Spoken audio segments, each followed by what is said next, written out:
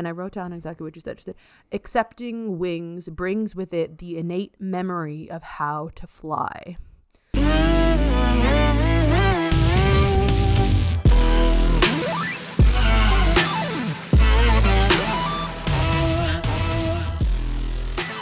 Hello, and welcome to another episode of the Orphic. This podcast is about all things beyond ordinary understanding. I'm Alyssa Sokol. I have a PhD in astrophysics. I'm keen on understanding how the universe works energetically, spiritually, holistically, in all ways. And hi, I'm Mikayla, and I'm an empathic medium, intuitive guide / mentor. And what am I trying to do? That's a good question. What am I doing? That came up recently first, wasn't it? What do you do? Right. Oh, that's a good question. I think, I don't know. I feel like I really dropped the ball on this one. You're a healer. Yeah, energetic healer, intuitive medium, channel, I guess. I think encouraging the ripple effect of healing is what I was trying to say, but for some reason couldn't articulate that into words for a second there.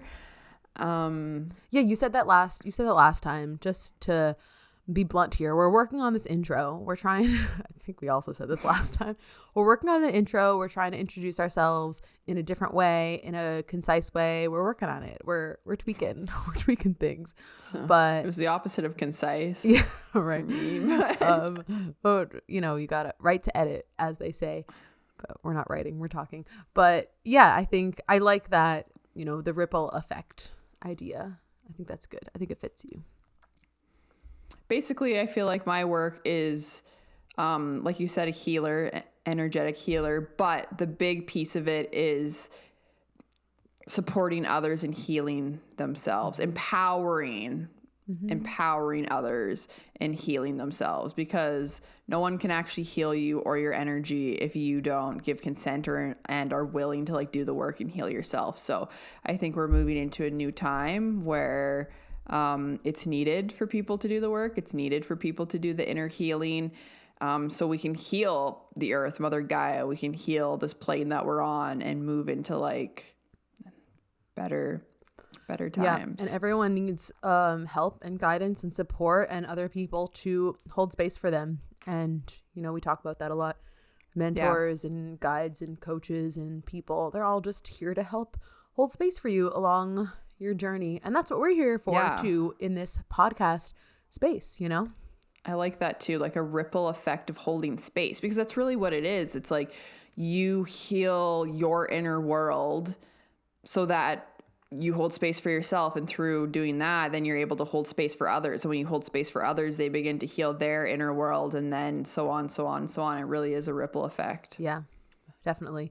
And I want to focus one podcast episode on that concept of your inner world equaling your outer world. I don't know. I just feel like it's simple. It's kind of goes along with the as above, so below mentality and stuff like that. It's one of those things that it's simple, but it's so complex. I don't know. I want to really unpack it. The fact that everything is inward, truly.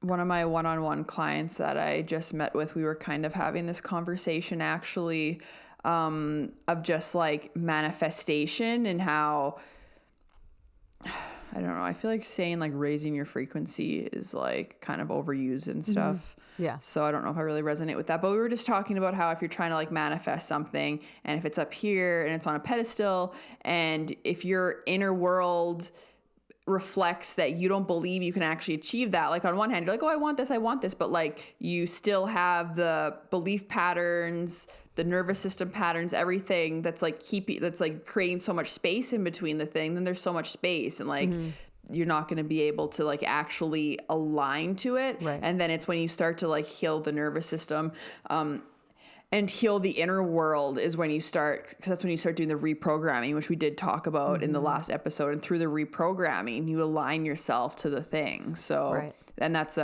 exactly of healing your inner world, or like whatever is your inner world begins to project in your outward reality.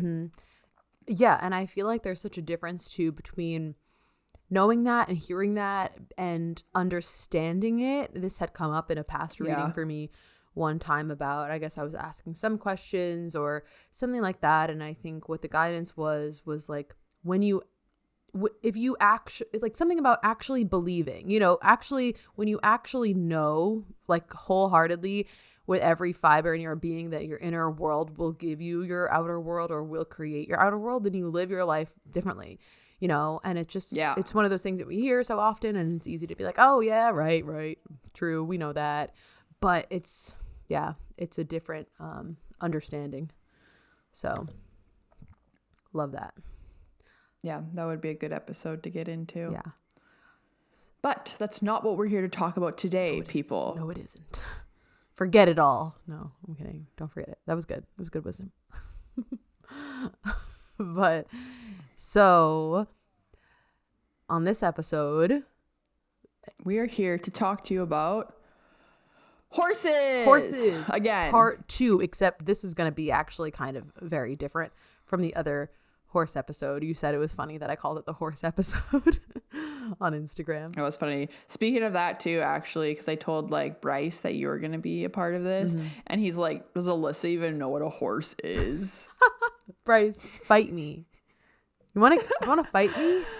I thought that was funny, but I mean, it's true. That's like funny. You're all like city New York girl. Like, well, yeah, I hate New York City. Sorry, I'm not a city person, but I am I'm a New Yorker. New Yorker.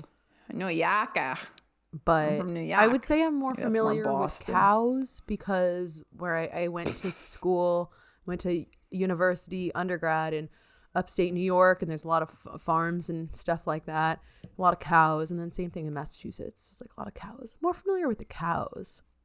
I wish I was around horses in person more often. Like, I was so jealous just seeing them on the Zoom. Okay, we'll talk about what are we even talking about? You'll come to the ranch and do it, like when you come to see me. They're so cute. That'll be really cool. I know that they're like I also love cows. Did you people and everything, but they're just so cute. Okay, but so as far as this episode, the precursor to this episode, if you've not listened yet, or it's not necessary to listen to the other one before this one, but it is I'd recommend it. Yeah, probably definitely would recommend it, because it outlines Actually, I'd recommend listening to all of them leading up to this one. Yes. All of the ones, all 13. Just kidding, but the other one it maybe will give a little bit more there's more context or like to this place that we're talking about. And so that was episode 10, powerful healing experience facilitated by horses. Definitely listen to that. It kind of gives the origin story of how our connections with this lady that we got this healing from and these horses came to be. So that's a little bit of the background. Yeah. But as for this episode, so Alyssa and I, last time I went as an observer session to Loesje's ranch. I guess we'll give a little bit of context to that. So Loesje is this very powerful, energetic, healing woman, and she actually met Jackie, Alyssa's sister, sometime in this lifetime, and they hit it off, and Jackie's learned a lot from her with like body talk work and stuff like that. And then Jackie, I guess, asked probably Alyssa where I lived, and when she found out I lived so close to Loesje's actual ranch in Canada, which I do, she only lives like an hour from me, she was like, you have to go there, she was very persistent, actually. And I did very last minute end up going to about a little over a month ago, to one of her like sessions, I guess, that she does, linking awareness something. So if anyone wants to look her up, it's a linking awareness adventures, I think, we'll have the on info Instagram in the bio of this episode linked. Yeah. Okay, great. So it was very last minute. I kind of reached out. I was like, hey, I'm Mikayla, blah, blah, blah, blah. Jackie wanted me to like reach out to you. So this is what I'm doing, basically. Hi. So hi. And she was like, sent me this like email back that made 0 sense. And I was like, I'm sorry. I don't know what you're saying. And it was like gibberish. And then she's like, oh, just call me. So then I called her and talked to her on the phone. And she was like, and this was a Saturday, and she was having a session on Sunday. She's like, we don't have any more sessions left, but we have an observer session. Like, why don't you just come out and see what it's like, come to the ranch. And I'm like, okay, sure, great. So I did that. And yeah, I did that. And then so a month later, I want to do an actual session. I have an actual session of booked, because before I was just like observing other people's sessions. And if you want to listen to that, listen to the previous episode that we talked about. So I got myself an actual session, looking forward to it. Holy, I don't know what happened there. And then I kind of mentioned to Alyssa, like, oh, last time there was like someone on Zoom who had an actual session too, and they used like a surrogate for the body. And I was like, I think you should do that. And then she looked into it. It's funny, like I was initially just going to consider doing the observer on Zoom, because so then Mikayla had her session booked. And that was in the like, that was system go. And I was like, oh, well, maybe I'm not doing anything that day. Maybe I could do the Zoom observer session, and that way I can hold space for you, and I could watch, and I could actually be a part of it, because that other episode was me just like reacting, not having seen or witnessed any of this. And I was just like, whoa, interesting. I was like, I want to actually watch it. And then and then I was like, you know what, like maybe if there's still an availability. I was kind of just called. It was one of those things. I love when the universe just like moves you to do something. Like I was half considering it. I think, you had mentioned, I didn't realize there was an extra session left, and I kind of had forgotten about the surrogate of it all. And I was kind of just like like the universe literally moved my fingers to text Loesje and be like, actually, is there actually, can I do a surrogate? Like, is that still available? And I was like, what? I didn't even do that. The universe just, sometimes that happens though. You know what I mean? Right? That happens when you're just like, I think it just happened how I was there again too. Cause I like was planning on it and then thought I wasn't going to be able to. And then it like all fell into place and I was able to go again as well. Right. Yeah. So definitely meant to be there at that time. We were both meant to be there at that time. Yes. So anyways, Alyssa and I went back to the Loesje's ranch at Lincoln Awareness, and we both had actual sessions that day. Alyssa's over Zoom via a surrogate. So we're a little bit of story time today. We're gonna kind of talk about what that experience was like for both of us. Yeah. And so, again, what we're talking about is this sort of energy healing and energy release that is like assisted by and facilitated with horses. And co-facilitating. Yeah, the horses are facilitating. But a lot of it is kind of energy release, and really definitely a lot of like working with the body too, and locating locations in the body of where there's blockages and stuff like that. Well, yeah, I do feel like it's like her own advanced form of body talk, no? Like, is that how you describe it? Because I feel like it is her own version of it, and it's a little bit different. However, I've never actually had a body talk session before, but I know your sister does it. Yeah. Right. I don't even know exactly what all body talk entails, but I think it is a version of that. Sometimes something in the body will be located. And so Sunday, last Sunday comes along. I'm on Zoom. I have no idea what to expect via Zoom. All I know is that there will be a surrogate. So obviously, like, if you don't know, actually, a lot of people are even surprised when I tell them that you can even do a psychic reading over Zoom. A lot of people maybe still don't know that you. I know. Yeah, a lot of people are surprised about that, and it's like, well, I don't know. Like, it's really not it's not different, right? I can understand. I feel like I used to maybe be confused by that, or but also I think it's that in the pandemic, so much stuff moved over Zoom that in my mind it's so normal now. But I feel like before the pandemic, it was a lot more sessions were kind of like had to be in person and stuff. I don't know, but you can read energy virtually. You can tap in. There is no space and time, truly, as long as you get someone's permission to tap into their energy and access their Akashic records, anything like that. You can do anything virtually. So the way that this works is because there is a physicality to it where Mikayla is at her ranch in Canada and there's animals there and there's a whole energy to it. I will have me being on Zoom. They have someone else who matches my energy best, something like that. She chooses it kind of on the spot from the people that are there. And also my surrogate person ended up being someone that also works with her, I think. Right.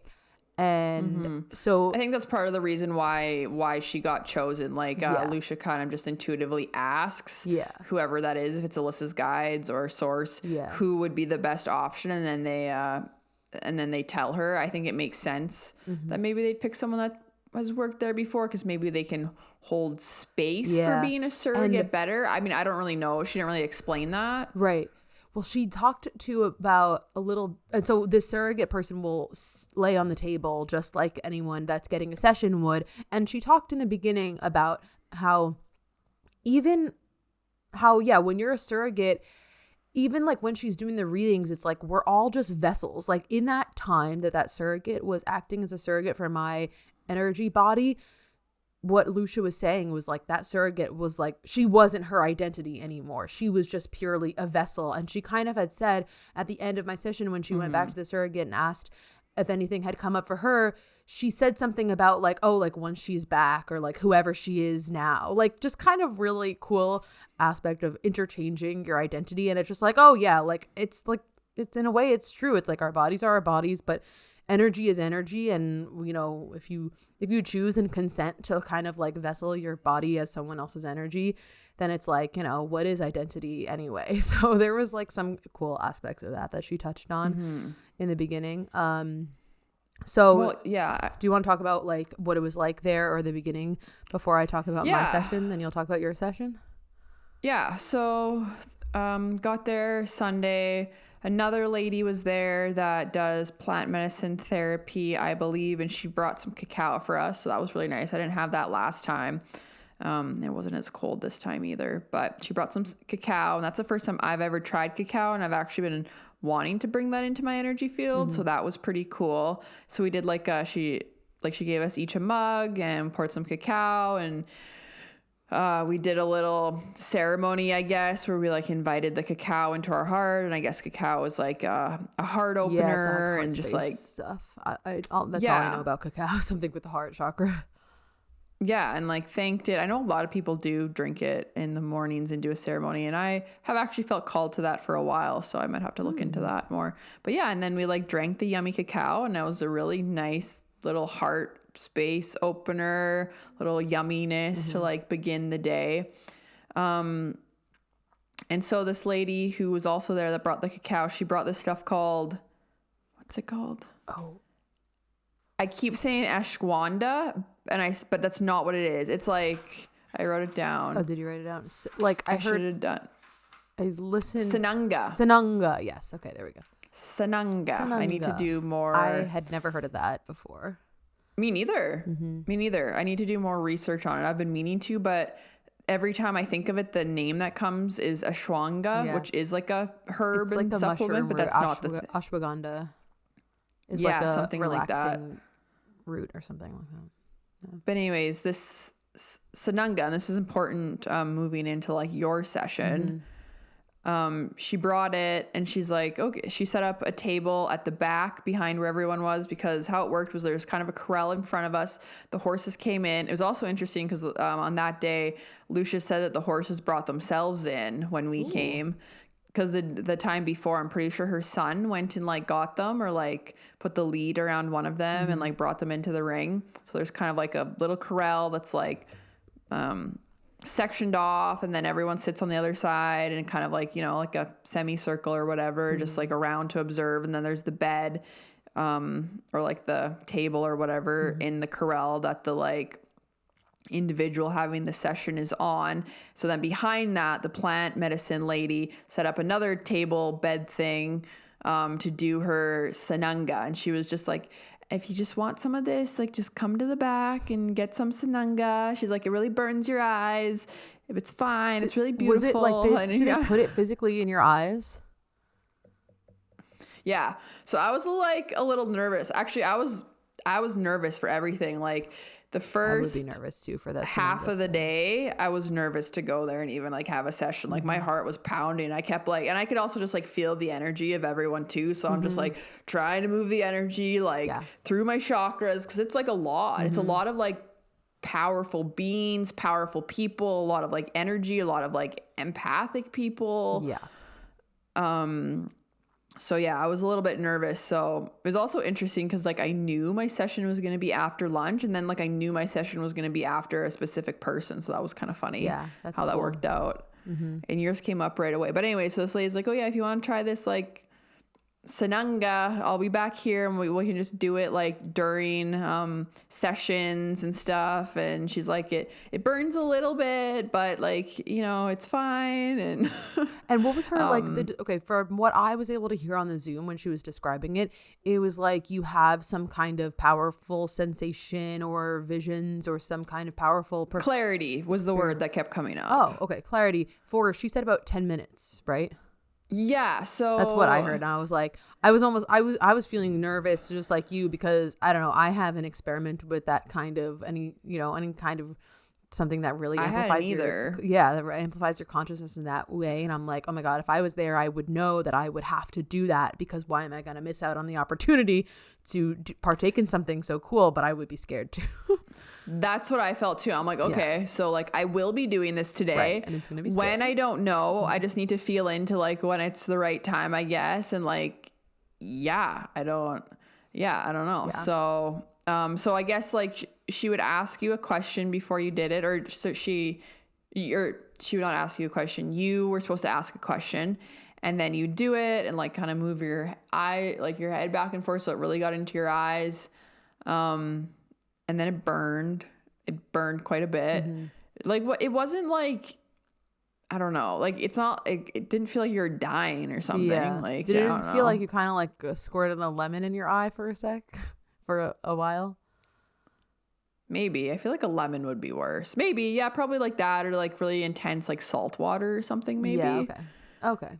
But yeah, and then you're supposed to have like, I don't know, I think because it's just like kind of this intense feeling. It just like, there's like the energy, like it commands this like energetic release or energy like running through your body, and you have this like moment of like clarity is how she like described it. And Loesje's daughter was one of the first ones that went, and then she's like, oh, it's really not that bad, guys. Like if you want to do it, I suggest you do it. So that made me feel better. And she said she had a moment where, I don't know, everything, it was like this big gush of water, and then this like waterfall, and these like sparkly things like everywhere. And yeah.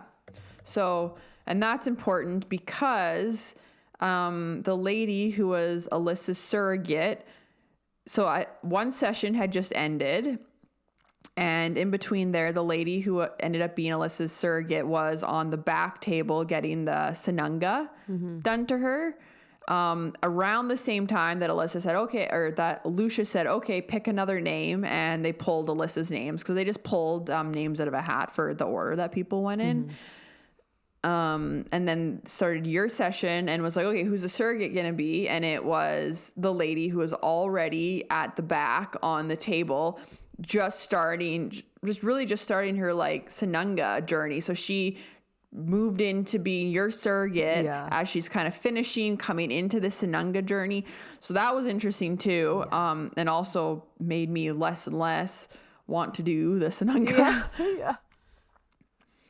So and so when this lady was your surrogate and was like doing the sananga, she was like moving back and forth, but she started like being in person and observing it. She was really moving. Like she was like, they were kind of having to hold her on the table. Like she was like really like moving around to like start your session off. Yeah, I noticed they were like, they had to kind of hold her. There were a few other people around her like the whole time. So then what was your sananga experience like? Or do you want to talk about that when you talk about your reading? Your session? No, I can talk about my sananga experience. So yeah, I went to do it. I was quite nervous. My heart was like pounding. And yeah, she said to ask yourself a question. I honestly don't even remember what I asked, put it in your eyes. She kind of puts it like you look up and she puts it like in the corner. Oh, actually, first of all, she gives you a forehead and eyebrow massage, and that was very lovely. Ooh. Very lovely. That really helped calm the nerves, actually. So thank you for that. And then she puts it like in the corner of your eyes and like kind of instructs you to move your head back and forth, so it like really gets in there.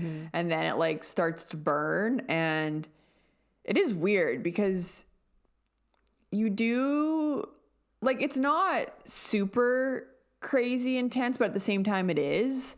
Like, I do feel like you kind of go to a different place for like a second because of just like, I think the feeling of like in your eyes, but I wouldn't like, I mean, I've never done DMT before, but how it's described, like, I wouldn't say it's like you're just like projected out there and like you're like actually like out of your body. Right. So it's like way more mild than something like that. Yeah, but you definitely was this, I don't know, like you could feel, like I could feel the energy in my hands tingling, like, and that's how I felt when I was doing my session with Loesje as well. Or just even that, just like that like clarity in your body too. You know, if you've ever done like a cold plunge or like had a really good workout, and the way like that after that, just like feeling like it felt like a really strong sense of that. Ooh, that's nice. Like just kind of like a clearness. Yeah. That's cool. Yeah. And so for me, I went back and forth and did the thing, and then my vision that came to me was just this like big angel ghostly figure, like kind of like a white purpley blue ghosty light, like big wings angel figure, like in the forest. Ooh. And do you know at all what that meant, or like did you like, do you feel like you there know? There was a message that came through with that and a moment of clarity, but I didn't write it down and I'm kind of forgetting it now. But if I remember it, I'll come back to it. It was something about like being afraid of my power and how I don't need to be afraid of my power anymore, which that really ended up being a lot what my session was about anymore. But I don't remember the exact message. So if it's meant to come through, it'll come up again and I'll speak on it. Sweet. So yeah, that was my experience. And then moving into during the lunch break, you did it? No, I did it during someone else's session, like before my session, after the lunch break. Oh, okay. Yeah. So for my session, it's interesting. Yeah. The way that it all kind of what it ended up being focused about. So I know my sister had told me to, I think last time we didn't necessarily talk about how she says before it starts, how she says like, what is your agenda? But I mean, that kind of makes sense. You know, anytime you go into do that. Yeah. Anytime you go into any session, obviously you're going to kind of have some intention or have something that you're hoping to get out of it. Also, this was such a last minute. It was like the day before that I even knew I was going to get a session. So I kind of, or like, a day before. So I didn't think much of mine either. Like I didn't really put much thought in it at all, honestly, because I kind of just trusted whatever was meant to come through would come through. That's another aspect of it too. This is such a unique modality. This modality that's happening here is not just talking to your spirit guides and asking them a question. This is there's so many different parties involved in terms of reading your energy body and understanding what's going on in the flow of your energy. And so I had but I knew that she would ask me an agenda. My sister had told me, and then there were 2 sessions before mine. I actually also had a feeling that my session was going to be on the earlier side. So look at us, we're so psychic. It's funny. I had a feeling that mine was going to be when it was. And so I decided when the first 2 sessions before me were going, I was trying to think of how to phrase my intention in a general way, or my agenda. She referred to it as agenda. She would say like, what's your agenda for this? Yeah. And I guess what had come to me in terms of for what to ask is, I kind of knew that anything general that needed to show up in the reading would show up. And I figured a good way to ask about that, to bring it about, was something that I am I am dealing with my own personal channeling and my connection. And obviously, you know, I talk a lot about this astrophysics stuff, and this feels like strongly connected to my purpose. And there's a lot more information that I feel like I'm meant to bring in, that I feel like I want to bring in. And sometimes I feel like I'm right at the tip of it, or sometimes, you know, I'm strengthening my abilities now, I'm strengthening my connection now, and I have these insights, but a lot of times, sometimes I'm a little bit afraid to go deeper into them, or sometimes it's like I don't know how to hang on to it. And so I wasn't sure if there might have been some. So I mentioned that my intention was, I said that like when I'm channeling, or when I'm trying to connect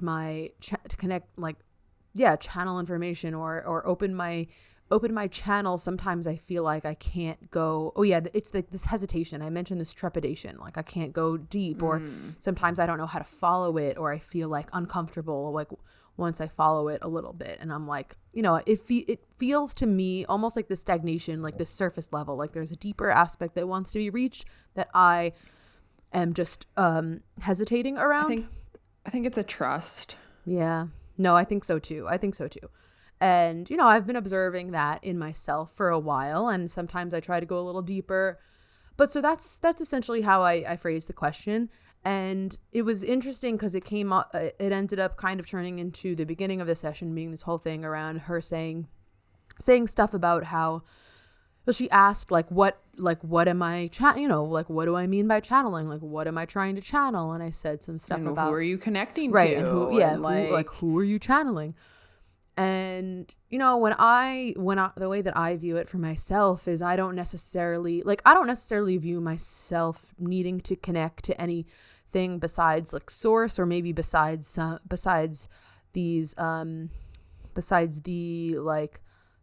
souls of celestial bodies like Gaia, the sun, these other celestial souls, and my team, you know, just kind of my spirit guides and any interdimensional beings that are on my team. That's at least right now, you know, right now my view of channeling is not like, all right, aliens, like tell me what you got, like I'm ready for you. And so, you know, there's this aspect that I feel like I had this idea that I'm already protecting myself because I'm aware that there's dangers in this. But yeah, so what she had said, she kind of just went on this whole thing about, you know, everyone wants to channel, or everyone, you know, she talked about me and Mikayla's generation being the generation of indigos. I think this kind of goes along with Dolores Cannon's waves of volunteers, basically referring to just different generations of awakened souls and awakened people on this planet. And I think people around my age, you know, like I'm 30, Mikayla, you're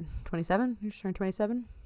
And so people around our age are kind of in this indigo generation of awakened souls. And I thought it was cool. She said at some point, indigos are system breakers. And I was like, yeah, we are. So she was saying, and obviously, you know, there's a lot of people in our generation opening up to spirituality. We want to channel, we want to connect. And she was saying that, you know, channeling is cool and all. And she's so in tune with all of these interdimensional beings and star systems and people on different planets and all these things. And she's very in tune with that, but she's able to really ground it in a way that, you know, to not get too carried away with it. And she was kind of just saying, yeah, channeling is great, but it's also dangerous. And just talking about the dangers of that. And it ended up, well, there's a lot of emphasis on like, what are you connecting to? And do you know what you're connecting to? And that is really important. And I think maybe even an episode on, or that touches on that a little bit, would be like important too, because that kind of the message was, a lot of people just open themselves up and say, oh, I want to channel. And then it's like, you don't actually know what you're connecting to. And there is a lot on that, because entities, beings can then disguise themselves as other things too. So, I mean, I definitely think her little, I don't know, lecture or whatever you want to call it on that was definitely important and meant to come through. Oh yeah. Yeah, definitely. It all ended up being very, very important. But, you know, just to kind of comment on what I was feeling, like there was definitely a trigger that was happening for me. Like I was a little bit triggered by the response, but in terms of, you know, just observing it and talking out like why I felt triggered, I feel like, well, what I think about it is I feel like a lot of it is a humbling, or so what I wanted to do, it kind of comes back to thinking that you know something, right? It's like kind of humbling your ego, thinking that you know something, but maybe you don't actually embody that. Maybe you're not really embodying it. Maybe you've just heard it.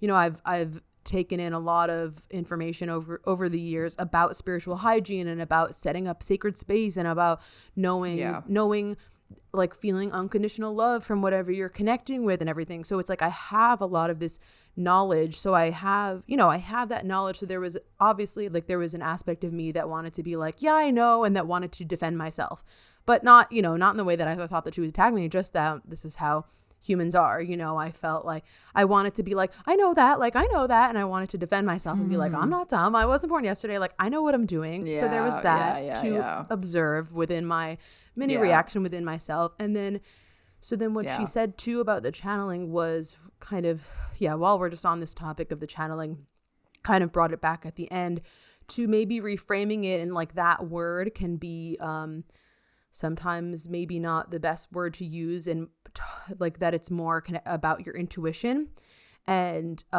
it's more about coming from within. And so that was also like a little bit, I guess you talked about this in the beginning too, but there was this slight trigger in me too of being like, I asked that question, but at the same time I do know that everything comes from within. We talked about this at the top of the episode. Like, I do know that everything is about your internal connection too. And it's not just about like, oh, open up, like, let me just receive. Like, I know that it's all coming from within to an aspect. So that was kind of another thing that I thought, but just it's all about the observing it. I'm like, oh, why did I feel like I needed to be like defensive about that? Or why did I feel like, not that I wasn't even defensive about it to Loesje, I was just taking it in. It was just what was going on inside me. I was like, I know. And I'm like, okay, but also I don't know everything, and everyone needs to be humbled at points. So I feel like that was kind of what it brought up for me. So in terms of, she said some stuff that I wrote down that I thought was cool. She talked about like DNA a lot. And she said, for me and just for everyone, like the wisdom is in your DNA, and and she knows exactly what I mean. And she knows that, and she also knows that I am like meant to bring in some information technically, or there's something, she kind of phrased it as there is something that I'm here to share. And she was saying that the wisdom is, she said, I wrote it down, the wisdom is in your DNA. Whatever you're meant to bring in is in your DNA. It's not external. So it was kind of just a good reminder and a reframe for me. And that's the thing. It was like I just said in the last 5 minutes, I was like, I know all these things, but it was a really necessary reminder for me to kind of switch my perspective on how I frame that, and thinking of it in terms of it being like it's in my, that does help me, like that information that she said, like it helps me in my channeling stuff. Like it's already inside of me, and whatever, and this applies to everyone, whatever you're here to bring is literally encoded in your DNA. So it's something that awakens within you, and it's not an external seeking, or it's not an external thing. And just like while we're on that channeling thing, another thing she said was just about how the languaging is like maybe intentionally, spell casting, spelling words, these things, like the word, the fact that we use this word channel and channeling is already kind of encoded with some poked holes in it to allow some lower frequencies, or maybe energies that we don't want to be channeling, or energies that are not for our highest good. She was just saying like the fact that like these words that we use in our language, like sometimes are already like set you up to fail, like in a way. Well, yeah, she was just talking about the importance of your words and stuff, and how even like, in school, it's like we learn spelling, and she's like spell casting with your words, and like making that connection. And she even got into like a little bit of light language with that. And yeah, and just like language and the frequency of the language and the frequency of the words. And that, I mean, yeah, that goes with kind of our episode last week when I was talking about thoughts and how there's like the positive or negative charge on a word, or negative or positive charge on a thought. Same goes for words within our language. Right. And it's like, so what she had suggested is to switch my perspective or even switch my wording on it, that it's more so that I'm using my intuition, that I'm just intuitively kind of filling in these gaps of whatever it is that I want to know. So kind of switch it to more of my intuition to make it more me focused, to make it more about me and less about, oh, what can I bring in from the external?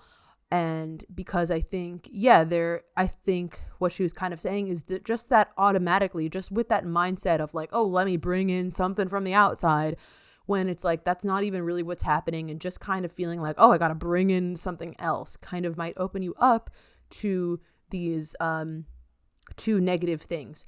So which, speaking of, now to get just now into some of the things that came up in my session and my healing. So without me saying anything else about, I hadn't yet mentioned any part of my body that was hurting me or anything. So now she started going into the surrogate and what the surrogate's feeling and what's coming up after this whole thing about channeling. And immediately she said, oh, there's something in the left shoulder blade. And I was like, I have been having pain in my left shoulder on and off for the past like 2 weeks. And it's been very specific to this now time, right around this time that I had the session. So even now still, even though I know all this magic is real, even still when some kind of cool instant confirmation comes up like that, I'm always still like, whoa, so how did she know? It is cool. It is cool. So immediately she was like, left shoulder blade. And I was like, oh my God, that's where I've had the pain. So, and so what it was, what she had picked up on what was happening on the left shoulder blade was this entity where there was kind of like a negative entity, or just like a dark, some kind of attachment, lower vibrational that entity. It was an entity. Yeah, an entity that was trying to hold me back. And which was so interesting that it was on the shoulder. She was like, I see it kind of like, and like almost leaning over to the front of your shoulder, like she specifically said, trying to like bring me back and hold me and spin me around so that I'm facing back where I came from. Which is so interesting because I don't know if you heard this, but the surrogate at the end of all the sessions, she did say it felt like something was pinning her down on the table because, What? yeah. No, I did not hear that.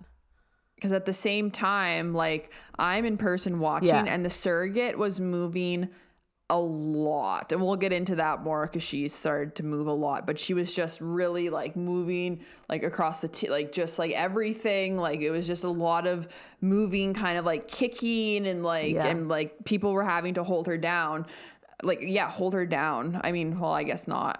It wasn't that though. It was before that. It felt like she was like even trying to like bring up her head, and she said after the whole session was done, it felt like something was like physically trying to hold her down. Whoa.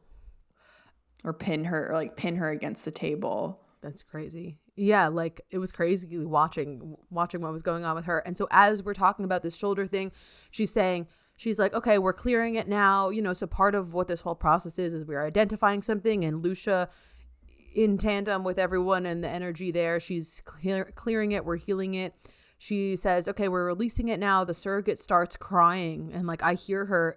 I couldn't actually hear. There wasn't really a great mic anywhere near the surrogate, but I did hear her like sobbing, like, you know, she was sobbing. So she's on the table, like moving, and kicking, and at the same time, she's like, like sobbing, like weeping.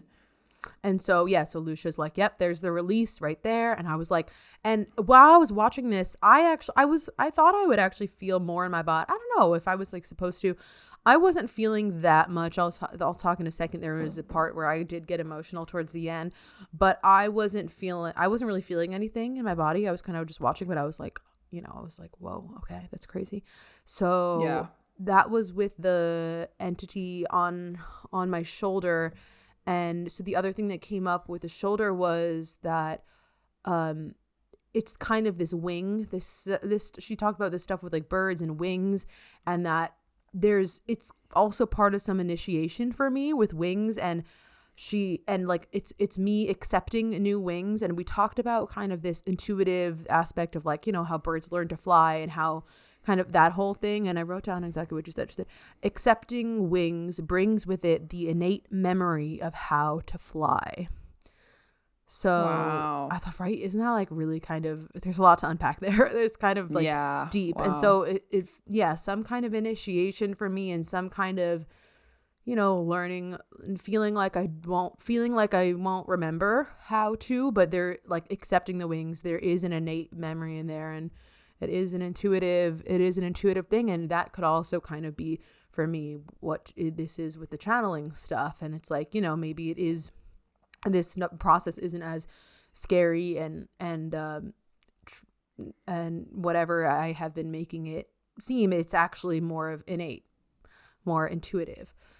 And it's kind of coming up for me right now. How can we reframe channeling for you? Because I feel like it does need to be reframed. Yeah. And just in the reframing, it's going to be a higher vibration. I have a couple things, but I want you to say how you think you can reframe it.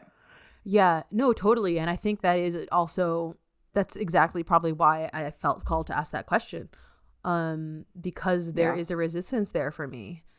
And I mean, you know, at least I need to sit on more kind of what Loesje said about reframing it to being intuitive.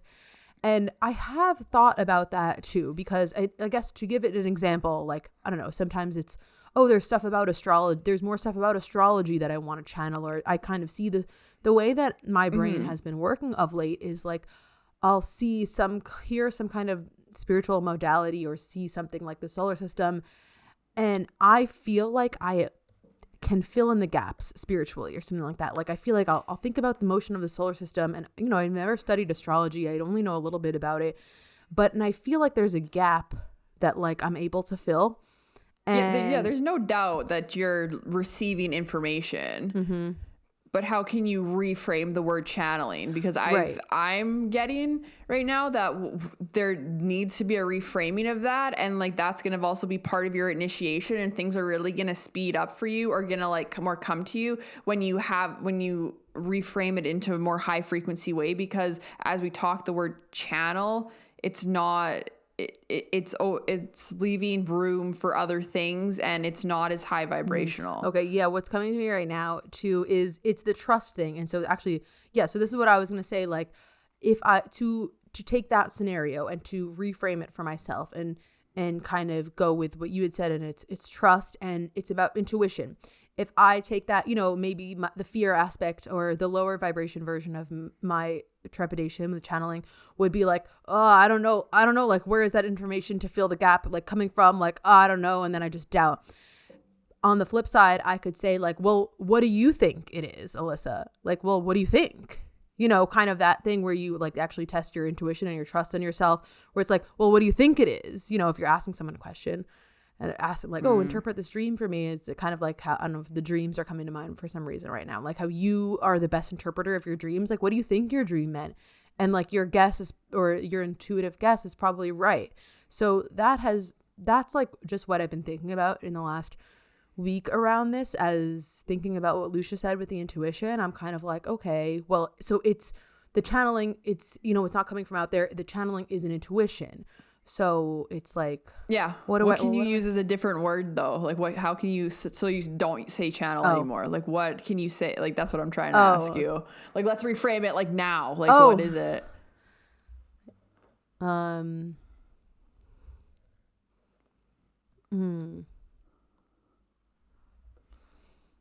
don't know. But, I mean, I haven't thought of anything besides like the intuition, and that's kind of just, it's reframing it a little bit differently. But what about connection to inner wisdom? Ooh. Yeah, right. Making it more, or connection to remembrance. Those are the two that are coming up for me. So I'd feel into that. Okay. Yeah. No, this is good. This is all really important for me right now. So So even for you, if it's like, oh, I'm going to go channel and make a video today, maybe I'm going to go connect to my inner wisdom and make a video today. Ooh, like to me, that vibration of that already feels so powerful. Yeah, that's good. Yeah, this is good. I hadn't even like thought about it that deeply, you know, in the sense that I really need to shift my, you know, use of that whole concept.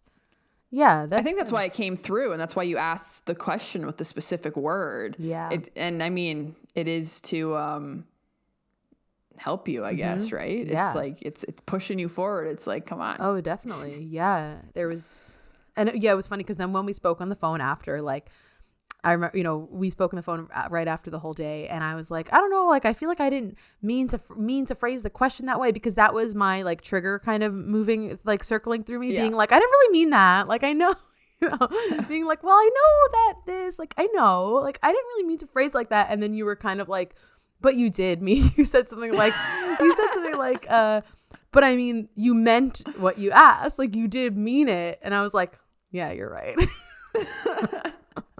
Well, because I'm just like, the day was so powerful. And I mean, in general life, like everything that happens, it does, they're working pieces, like it happens for a reason. Exactly. And like, you know, but specifically with just how powerful that day is, I'm just like, there's no accidents, ma'am. Like the way you said it is exactly how it was meant to come through for a reason. And it's kind of fun how we're unpacking that a little bit more right now. Yeah, totally.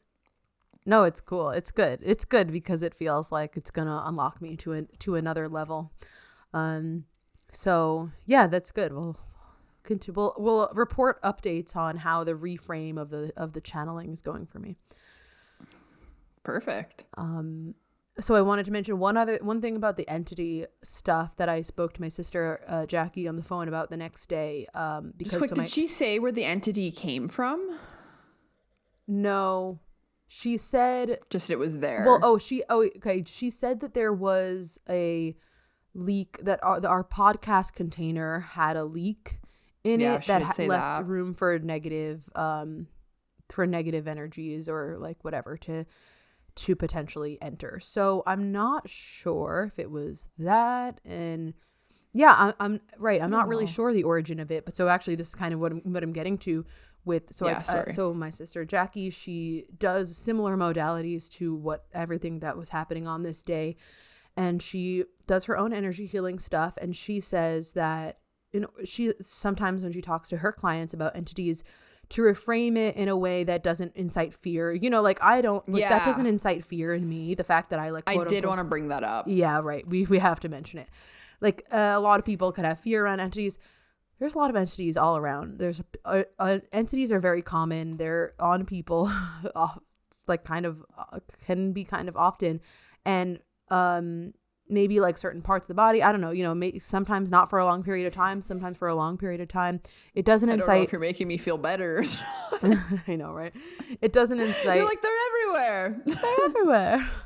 So, but it's okay. So, it's definitely. Just energy. It's just energy, and it's not that surprising in terms of just understanding that energy flows, and sometimes there's low feelings and sometimes there's high feelings. So I was talking to my sister about it, and she said sometimes she'll frame entities to clients as, it's not like it's something external necessarily attacking you. Another way to frame it is you subconsciously, like you allowed that in, like you subconsciously invited that in because kind of to help you. Like there was something that you were getting out of this. And I'm kind of paraphrasing this a lot. But what I took from what she was saying, from what my sister was saying about this is, because that entity, that energy was like slowing me down in a way, there was some subconscious aspect of me that was asking for that by being afraid or something, you know, by maybe being afraid of my own power, being afraid of taking the next step. There was a subconscious aspect of me that was asking for that. And also in that way, it was helping me. So that entity, by being on me, by making me feel slowed down, by making me feel off or something, that entity was was serving me in a way. It was helping me by keeping me small, because subconsciously, if that was like what I was asking for and what I wanted. Yeah. So subconsciously you had fear of being seen or fear of going to the next level, fear of like whatever. So Exactly. yeah, that makes sense. I mean, and like maybe that could be boiled down to even like self-sabotage. Maybe that's not the right word, but I'm just trying to generalize it for like other people in general. Cause I think we've all gone through this in our life, and this is even with the manifestation. It's like, oh, well, I really want this, but at the same time, it's like, do you really, like, are you really ready for that? Exactly. And like, what are you kind of allowing into your life, into your body to actually keep you from your full potential? Yeah, and totally. And if I go to these few weeks of time, like of course, in this time, there's totally been that energy of like, saying I'm ready to go to the next level and not really knowing if I actually am. So it makes sense. And I think a lot of people can relate to that. And I feel like that applies to a lot of different things with these entities and stuff. That was funny. I think we said the word relate at the same time there. Because I was like, I can relate to that. And you were like, others can relate to that. Well, you have to listen to it back. But and another thing with that is a lot of the indigo children, star seeds, whatever you want to call it right now, there's a lot of past life trauma with being seen and being persecuted for living in our full potential. So there is a remembrance of that in the body that's saying, well, it's not safe. It's not safe to go there. And so even that entity or the piece of you that's holding you back might not be doing it to act, like you said, it was trying to help you. It's not actually trying to harm you. It could just really be trying to keep you safe from the remembrance in your body from your past lifetimes. Right. Yeah, exactly. That's a huge thing. In one of the first sessions that happened before my session, she had a throat chakra thing come up about being slit by the throat in a past life. Oh, yeah. And there's definitely, with our generation, there's a lot of stuff, fear of being seen and fear of using our intuitive abilities and gifts and sharing those with the world, because we've been persecuted for that in past lifetimes. So yeah, it's huge. Even the witch hunt is a good example of that. Like a lot of souls were witches, so like medicine women, intuitives, and like, I mean, we've all heard about the witch hunts. So yeah. And I know, I've had many past lifetimes as a witch. So if anyone knows me and understands, I guess, my witchiness and my call to the forest, and but Alyssa also has had past lifetimes as a witch. Yeah, I do have a lot of witch wounds also, and there's definitely this whole energy of this fear of being seen and fear of being persecuted, and because of that, it kind of keeps you keep yourself small. And it's like a subconscious thing too, like you don't even necessarily know that I feel it's mostly it's like happening. It's mostly subconscious, I would say, until you get to this it is. point of being aware of it. And so the other thing, so then a few other things that I want to mention about my reading, and then getting to the end that was powerful. So one other thing that came up, so the horses' names. So again, there's 3 horses that are present. There's 3 horses that are present the whole time, and their names are Nova, Akash, and Lyra. And wait, was it Nova that knew me, or Lyra? No, it was Lyra. Yeah. So Lyra at one point, Loesje, kind of, she just being quiet. She's probably just talking to the horses telepathically in her head. She was like, "Oh, Lyra says she knows you, probably from some other dimension or something." She goes, "Yeah, she was like from another planet or something." She's like, "Yeah, Lyra says she knows you," and I was like, "Oh, that was so cute." And she said in the beginning of like the whole day that, well, Lyra is from the Lyrian constellation. Yeah. So it was pretty cool. And Nova was from the Sirius constellation, because they are sentient beings here to, help us, help our poor souls. And Lyra said that souls. I used to ride dragons, that was my primary, or I would travel on dragons, that was kind of one of my primary modes of transportation that I favored. And I love that, because right before this, it came into my awareness to tell you to get the Sophia code again. Oh, yeah, right. So get that. Yeah. And we talked about this in our past life episode, but when we were in that like inner earth, like Avalon, and we were the lovers, like that, like there was the Avalon, like mystical, that kind of like earth where there was dragons like flying around dragons, and stuff like that. And that was one of the most specific things that she had described, at least to paint the picture of where that was. She was like, there are flying dragons in this world, wherever this is. So yeah, I want to go back there. I feel like I miss it so much. I know. We should do a astral travel there together or something like that. Yeah, we There's could so do many that, other things we could do with I don't know how helpful that would be to my like now. Can't live in the past, but I mean, that's what I was talking about before, that like that witchy girl in me misses that. Right. And well, what you can do is obviously bring that aspect of you forward in this lifetime, because it's in your energy body. It's in your blueprint. If that was an aspect of you, you know, I guess, feel into that. And I was also bring it to your now. It was just such a great life for us. Yeah. It was just so like, it was just so magical and mystical. And we were just like, so like powerful and alchemists and like in love. And it was just like, it was just such a beautiful time. And then, you know, and then I get spit out into whatever this shit is. But like, I don't think I ever said I wanted to come here and help humanity. So why is this happening to me? Why? So that's satire, guys. I'm being sarcastic. We have the receipts. You definitely did. We have the receipts.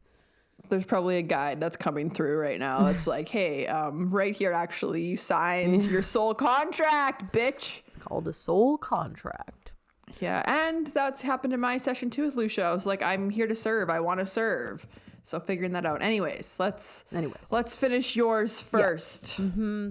So Lyra said that she knows me. So that was cool. So cool. I didn't hear her say that about anyone else. I mean, no, I didn't either. Yeah.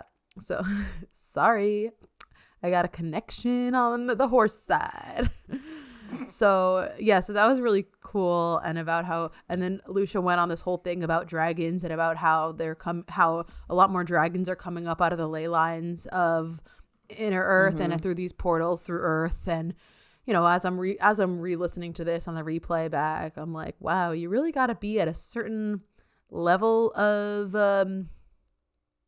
openness to receive a lot of this. I'm like, yeah, right. Oh yeah, the dragons, they're coming up from inner earth. They're coming through the portals. Yeah, right. Yeah. Yeah, well, I guess that's the thing. If anyone ever wants to go to I mean, if you're listening to this and have made it this far, I'm guessing you're some type of woo-woo, or maybe you're just like interested. But yeah, like going to something like Loesje's, like, if you want to do that experience, all the power to you. But like, yeah, like it's out there. Like it's for sure out there, and you have to hold space, I guess, for the out there-ness. Like, I don't know how else to put it, but yeah, like she's very casually talking about all of the different star systems and the dragons and the Sasquatches that came up at one point. Right. And I mean, for all this is stuff I already know, that I have a deep remembrance about, so I'm just like kind of like how you were just like, oh yes, cool. But some people might think this is some real whack shit, which, like, honestly, that's okay. I don't blame you. Yeah. I don't blame you. It is whack. And we talked about this on our Ascension episodes. The only reason that we're able to be like, oh yeah, I'm right. The dragons, is because we have this remembrance of it, that we hear it and we're like, oh yeah. So to snowball on that, the dragons are back. They are back. They're flying in and out of the portals all the time. Do you mean like what Loesje was saying, or like you know this also? I know this also, but like I'm agreeing like with what Loesje is saying. Yeah.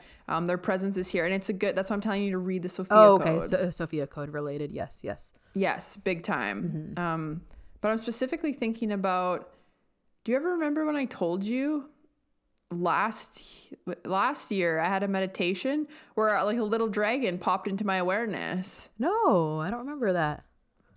Well, we might as well go have a little tangent. Yeah. But it was working intensely with my mentor at the time. I'd been doing like a lot of meditations like during the day, like just constantly meditating for hours at a time, kind of like day in, day out, lots of healing work, lots of quantum work. And then, and when you do the healing work, there's a lot of things that are reflected and projected in your reality. So Yeah. Bryce and I were in some type of argument at the time. I don't even remember what it was, but we were in some type of argument at the time. I think it was during, like, I was on a weekend, and he left to go somewhere, and I was like, great, I'm going to smoke up and I'm going to enjoy myself because, like, why not? And I don't think he either, like, took it with him or we didn't have, like, anything to actually smoke out of. So all I had was my bong, and I don't usually smoke out of my bong. It's just a very, very pretty bong that I bought for myself when I graduated because it's so beautiful. And it was all I kind of had. So had that, had a bong rip, got very high, more than I was meaning to, because that's kind of why I don't smoke out of it to begin with. And I was so up there that there was literally nothing else my body could do but sit down and go inwards. And like we've talked about this before too, where like if you're kind of, maybe we did talk about this on the last episode, like if you're kind of avoiding everything else and then if you choose to smoke, it's just like something like that. It's very much this reflect. It's very much this energy of like, you have to look at it now, like, ooh. So I was like, okay, I understand. I'm gonna put my mat down, I'm gonna sit down, and I'm gonna meditate. And I did. And at the same time, I'd been working a lot with mediumship with my mentor, and when I would do that, I would work on actually letting my body be moved through my guides. So I would sit and they would like come and they would like rock my body and stuff like that. But there is definitely something about sometimes smoking. I would like to set up more of a sacred space for this, but something about just like how quickly the downloads come in and everything. But anyway, so sitting on my mat, I was doing this meditation. I think I had like kind of rain music on. I was like in this forest, and it was like this different experience than how I usually meditate. Like usually when you meditate, you can see where you're at, and it's kind of like a memory. Like that's how I would describe a lot of things would happen. Even when I did the Sananga, it's like the stuff that's happening is in your mind's eye, right? Yeah. Like it's like you see it like a memory. And that's usually how kind of my meditations would go. But this time it was like, no, I was there. Like I was there in the forest. It was foggy. It was raining. I could smell the forest. I could feel the rain on my skin. Like I was there. It was, and this meditation lasted for 10 minutes and it felt like it lasted an hour. Like this was a very like surreal kind of experience that I had. That's wild. And so during that time let me think how this worked. Yeah. Cause I would have been meditating, and then towards the end of my meditation, I opened up my eyes. And I seen this little like, and this was more in my mind's eye, but it was like this little like dragon that like just like popped out of like a portal. Like literally it was like this little black dragon just like popped out, and my head turned to watch it fly all around the room, but I wasn't moving it. Like it was like my guides or whatever, like moving, like the mediumship, like moving my head to watch the little dragon like fly around the room, and then it just like popped out through a portal and was gone. But it was like super crazy. I remember you telling me the thing about like your like the spirit moving your head, following something around the room. I don't remember it being a dragon though. Yeah. It was, yeah. It was wild. A little dragon. And I found out after that, my mentor really, what's the word? Encapsulates dragon energy. Like in my phone, I have a dragon emoji next to him. So okay, yeah, he really like embodies the dragon. He embodies, maybe that's the word. So cool. That could have been him popping in to say hi. I'm not sure. Ooh. But that, yeah. And so I know dragon, you got chills? Yeah, when you said it could have been him. Cool. So yeah, that's cool. It was just a very interesting one because I had been working with the mediumship and letting my body move, but it was just kind of like little like gentle rocking. And this was actually like my whole like head like moved around, and I was like, after it all happened, I was just like, whoa, and like I like seen the dragon, and yeah, wow. That was one bong rip. Some people, yeah, that too. I mean, and also like, I feel like I'm being vulnerable by sometimes sharing some of this stuff, but I feel like it's important because there's the ego side of me and the fear side of me that's like, someone's gonna listen to this and be like, she belongs in a fucking mental hospital. And to that I say, maybe. I don't know. Yeah. Nope. I don't know. It'd but be like that. Yeah. Anyways, that was a very cool experience. But there is a very intense dragon energy back right now. I encourage you to read the Sophia Code. Yeah. The dragons are they're here. Yeah. They're here to help. They're very high vibrational beings. Like golden light warriors. Like that's what I get from them. Yeah, okay, so that is really cool that it came up so much. Well, at least once in my reading stuff about the dragons. Yeah, I guess we should get back to the reading. Yeah. Okay, yeah, so then really the last thing that I want to mention that was really intense and cool was so at the end,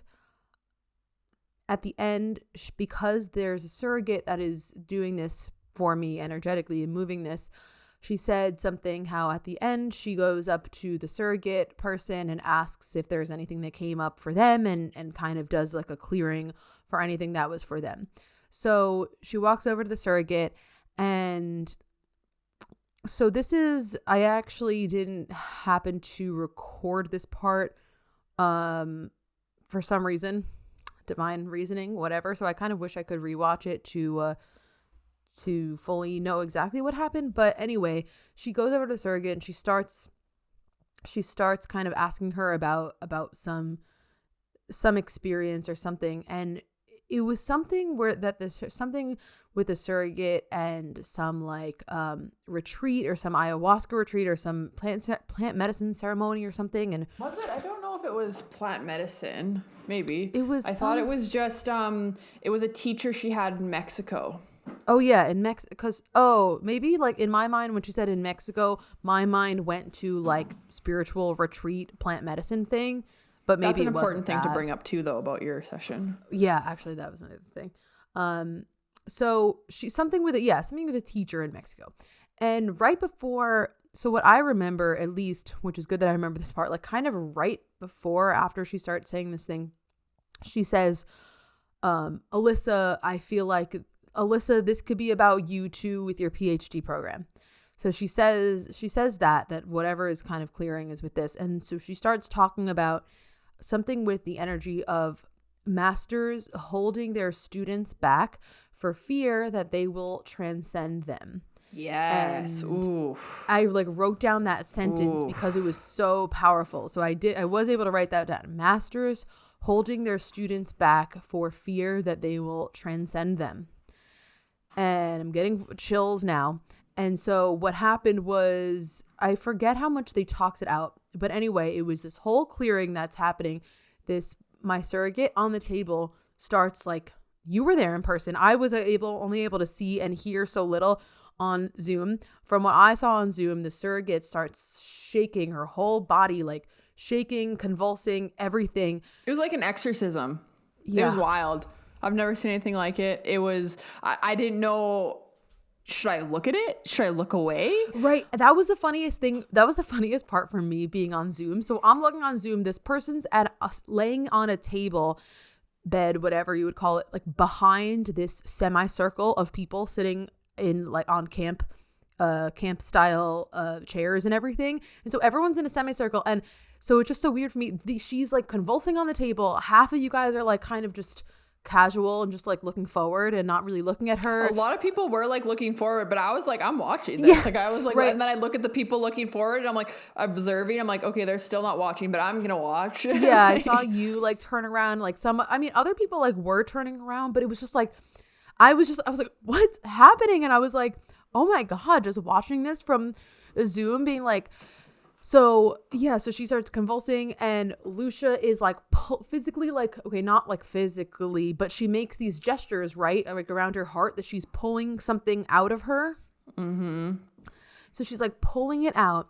Or she's like holding her down on the table with one hand. Like she's trying, because her legs are all over the place. She's like, she's all over the place. They had to hold her down.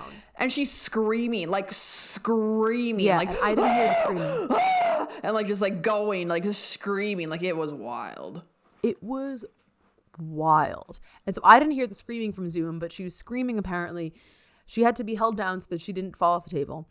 So I got really emotional at the end, and immediately I knew that this was also for me. So for I forget the extent that she kind of talked it out, but I knew exactly what it was. She said that it was like something from her teacher. So it's like some teachers have a fear of, like their students like transcending them. So it's like that entity almost like goes into them. And so this was like really big because this was whatever it was, this entity, this like fear from her teacher was wrapped around her central nervous system. And that's why it was that's why it was so intense to get out. So it was almost like a serpent like wrapped around her central nervous system, and she was pulling it out of her. Okay, I didn't hear that part. Oh my God. Okay, and the other thing that she said was it's not the teacher's fault, just to kind of give some more context to it. This is what Loesje said. Yeah. It's not the teacher's fault. It's kind of more like this is a program. And just like, and she said it happened to him. So she was clearing it for him, and then whoever passed it down to him, and so on and so on. Ooh, I'm getting chills. Yeah, right. Someone passed it down to him. And just like, these problems that we deal with on Earth, like addiction or whatever, like that's not us. We came to Earth and we're living out a paradigm. We're living out a program that was passed down. None of these things are us. So it's not like that. It's not like it was that teacher that was like, meh. He's living out a program, he's living out something that was passed to him. And so for me, it resonated so much because I have a lot of things from grad school. So I started feeling like this. So at the end, like I started getting emotional, and I started feeling this kind of like freedom and this like release. Like I kind of felt like, so because what it brought up in me was I've had issues with authority figures all in actually like most of my life, and especially in grad school. And specifically like it was kind of these two, like it was kind of these like female, I don't know, for the energy that it showed up for me was any authority figure that I had issues with was mostly like female. And it felt like this energy of like subconsciously wanting to hold me back. And I've had issues with that in grad school, and really feeling held back or not supported by authority figures, or subconsciously like, a dissonance there. And it's mainly has brought up this energy of feeling pinned down and feeling held back, and feeling like they're going to get in my way, get in the way of my freedom, and get in the way of whatever I'm supposed to do. So that's kind of why I think I got emotional, because especially now, like being done with school and feeling like I am free and feeling like they can't get in my way or hold me down anymore. For me, like kind of what came up with that release was like, oh my God, I'm free. And there was that other stuff with the bird and the wings. And so that's, she did mention that. I think she specifically said caged bird at one point. Right. Yeah. The caged bird thing. Like, yeah. Did she say that at the end too? I think maybe at the end, somewhere during your session. Yeah. Yeah. So that was crazy. That was really powerful.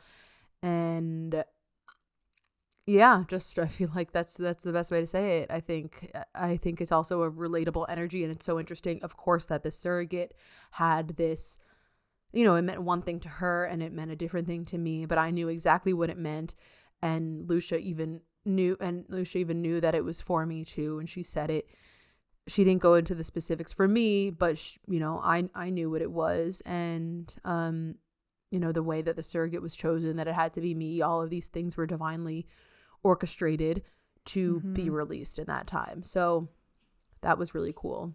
And the other thing, two other things I want to mention about the reading was that there was a cat that was this really beautiful, like lion looking cat was on the heart of, and like on the face of this surrogate for like a lot of the healing, for some other parts actually, where she was doing the release. Moving around.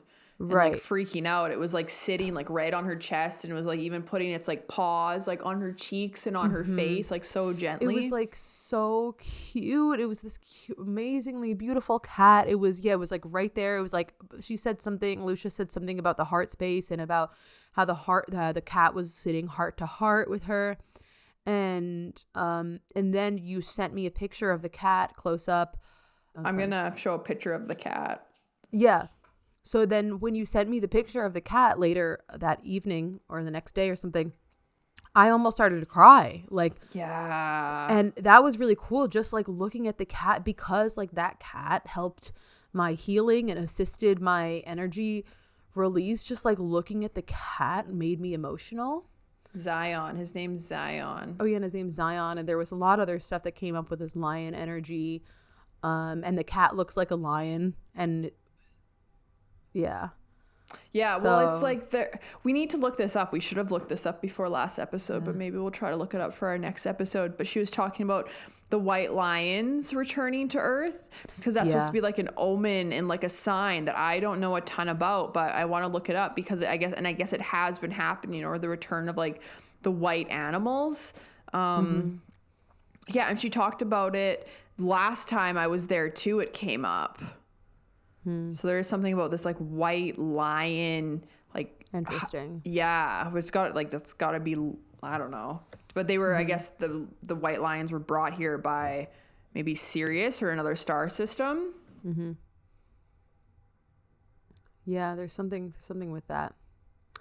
So then so that was really cool with the cat assisting. And so the horses were not necessarily like near my surrogate, but they were kind of like communicating with her throughout. They were still helping and releasing. Yeah. All right. So that is where we're going to wrap up with this episode. We're splitting this episode into 2 parts.